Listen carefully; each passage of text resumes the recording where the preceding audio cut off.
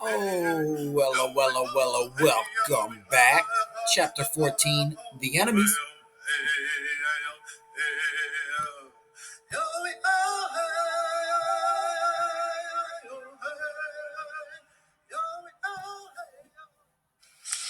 Code Talker by Joseph Bruchac. Published by the Penguin Group. Chapter 14, The Enemies. From the Code Talkers who had been on the canal, I also learned more about our enemies. During training, it had sometimes seemed as if I was going off to fight monsters, not human beings. But for Bill and Sam, during those first days on Guadalcanal, those enemies were faceless. Zeros swooped in to attack.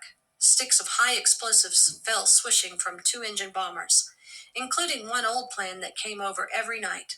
Its two engines were so out of sync that its sound was like no other aircraft. Everyone called that plane Washing Machine Charlie, Sam said. Shells landed all around them, mortars and 75s from enemy batteries. They heard the crack of the 25 caliber rifles of hidden snipers, a sound very different from our own M1s. But they didn't see any Japanese soldiers themselves, at least not alive. There were plenty of bodies. Yikes. Taking care of the American dead was the first priority in combat, and as a result, the bodies of the Japanese soldiers were often left unburied for days. Those corpses were a fearful thing for Navajos to see. You know, grandchildren, our tradition tells us that we must avoid the bodies of those who have died. A bad spirit sometimes remains around the corpse.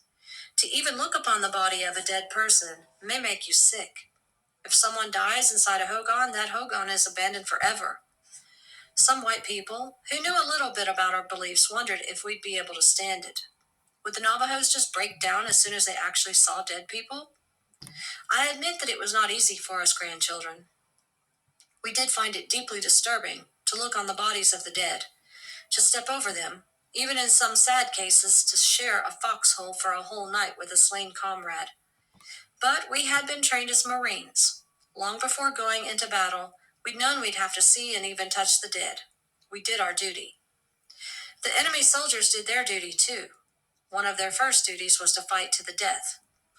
Even if a Japanese soldier was captured and his rifle taken from him, he would still try to attack his captors with a hidden knife. Many years later, after the war, I read a translation of the Imperial Japanese Army Instruction Manual. Their warrior's code of Bushido required them to always follow 5 rules of combat. 1. Obey without question or hesitation. 2. Always take the offensive. 3. Surprise the enemy whenever possible. 4. Never retreat. 5. Never surrender. Whoa. Eventually, Sam and Bill told me a few Japanese prisoners were taken at Guadalcanal. Most were common laborers, not soldiers.